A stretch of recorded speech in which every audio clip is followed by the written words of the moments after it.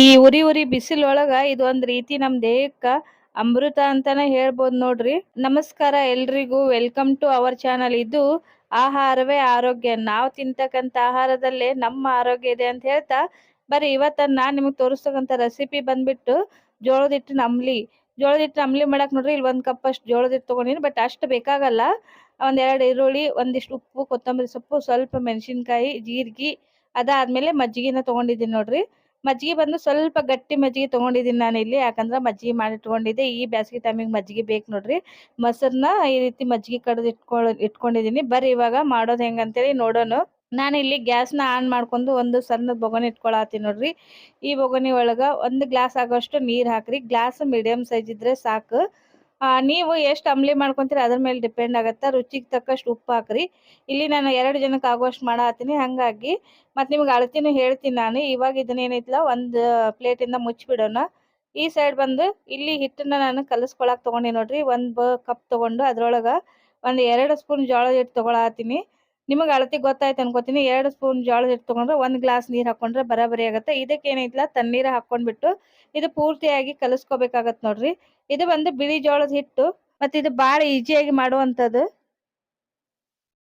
So ಈ ರೀತಿ ಏನು ಯಾವ್ದೋ ರೀತಿ ಗಂಟ್ ಇರ್ಲಾರ್ದರ ತರಾನ ಕಲಸ್ಕೋಬೇಕು. ಈಗ ಆಲ್ಮೋಸ್ಟ್ ಹಿಟ್ಟು ಏನೈತಿ ನೋಡ್ರಿ ಕಲಸಿದ್ವಿ. ಈ ಕಡೆ ನೋಡ್ರಿ ಪ್ಲೇಟ್ ತೆಗದ್ರ ನೀರು ಸಹ ಕುದಿಯಾಕತ್ತಿತ್ತು. ಇವಾಗ ಕುದಿ ನೀರಿಗೆ ಈ ಹಿಟ್ಟನ್ನ ಮಿಕ್ಸ್ ಮಾಡ್ಬೇಕು. ಸೊ ಈ ಹಿಟ್ಟನ್ನ ಹಾಕುವಾಗ ಒಂದ್ ಕೈಯಿಂದ ಹಾಕಿದ್ರೆ ಇನ್ನೊಂದ್ ಕೈಯಿಂದ ಬಿಡ್ಲಾರ್ದಂಗೆ ಈ ರೀತಿ ಏನೈತಿ ನೋಡ್ರಿ ಕಲಸ್ತಾನೆ ಇರ್ಬೇಕು. ಇಲ್ಲ ಅಂದ್ರ ಗಂಟ್ ಆಗೋ ಚಾನ್ಸ್ ಇರುತ್ತ. ಒಂದ್ಸರಿ ಇದೇನೈತಲ್ಲ ಮಿಕ್ಸ್ ಆಯ್ತಂದ್ರ ವಾಪಸ್ ಏನೈತಿ ನೋಡ್ರಿ ಗಂಟ್ ಆಗಲ್ಲ. ಈಗ ಇವಾಗ ಆಲ್ರೆಡಿ ಮಿಕ್ಸ್ ಆಯ್ತು. ಇವಾಗ ಇದು ಕುದಿಯಕ್ ಸ್ಟಾರ್ಟ್ ಆಯ್ತು. ಈ ರೀತಿ ಏನ್ ಕುದಿಯಕ್ ಹಾಕಿ ನೋಡ್ರಿ, ಅವಾಗ ಒಂದ್ ಸ್ವಲ್ಪ ಏನೈತಿಲ್ಲ ಜೀರಿಗೆನ ಸೇರಿಸ್ಕೊಂಡ್ಬಿಡ್ರಿ.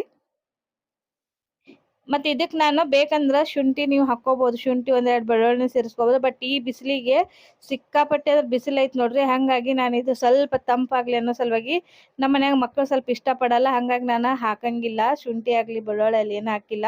ಬಟ್ ಜೀರಿಗೆ, ಉಳ್ಳಾಗಡ್ಡಿ ಈ ರೀತಿ ಹಾಕೋತಾರ.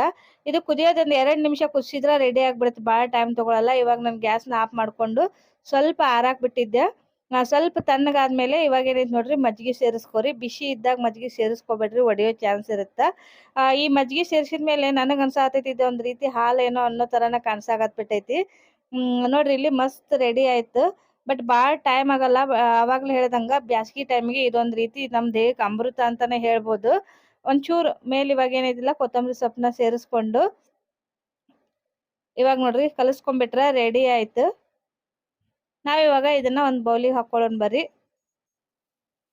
ನೋಡ್ತಿರ್ಬೋದು ನಿಮಗೆ ಇಲ್ಲಿ ನಾನು ಜೋಳದ ಹಿಟ್ಟಿದ ಅಂಬ್ಲಿ ತರ ಕಾಣಿಸ್ತಾನೆ ಇಲ್ಲ, ಮಜ್ಜಿಗೆ ತರನ ಕಾಣಿಸುತ್ತೆ. ಇವಾಗ ಒಂಚೂರು ಉಳ್ಳಾಗಡ್ಡಿನ ಸೇರಿಸ್ಕೊಂಡು ನೋಡ್ರಿ ಇಲ್ಲಿ ನಾನು ಸುಮ್ಮನೆ ಗಾರ್ನಿಸಿಗೆ ಅಂತ ಒಂಚೂರು ಜೀರಿಗೆನ ಹಾಕೊಳಕತ್ತೀನಿ.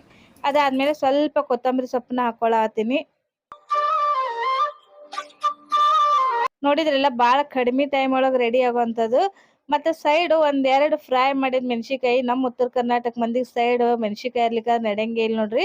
ಇದು ಬಂದು ನಿಮ್ಗೆ ಬೇಕಂದ್ರೆ ತಗೋರಿ. ಈ ಗಂಜಿ ಕುಡಿಯುವಾಗ ದೊಡ್ಡವ್ರಿಗೆ ಒಂದ್ ಚೂರ್ ಖಾರ ಖಾರ ಹತ್ಬೇಕಂತೇಳಿ 1-2 ಮೆಣಸಿಕಾಯಿನ ಇಟ್ಟಿನಿ. 2 ಮೆಣಸಿಕಾಯಿ ಹಾಕೊಂಡು ಈ ಗಂಜಿ ಕುಡಿಯಾಗ ಅದ್ಭುತ ರುಚಿ ಅಂತ ಹೇಳ್ಬೋದು. ಸೊ ನೋಡಿದ್ರಲ್ಲ ಎಷ್ಟು ಈಸಿಯಾಗಿ ಮತ್ತೆ ಜಲ್ದಿ ಆಗುವಂಥದ್ದು. ನಿಮಗೆ ಏನಾದ್ರೂ ಈ ರೆಸಿಪಿ ಇಷ್ಟ ಆದ್ರೆ ಪ್ಲೀಸ್ ಲೈಕ್ ಮಾಡ್ರಿ, ಶೇರ್ ಮಾಡ್ರಿ, ಹಂಗ ಚಾನಲ್ನ ಸಬ್ಸ್ಕ್ರೈಬ್ ಮಾಡ್ಕೊಂಡು ನೋಡ್ರಿ.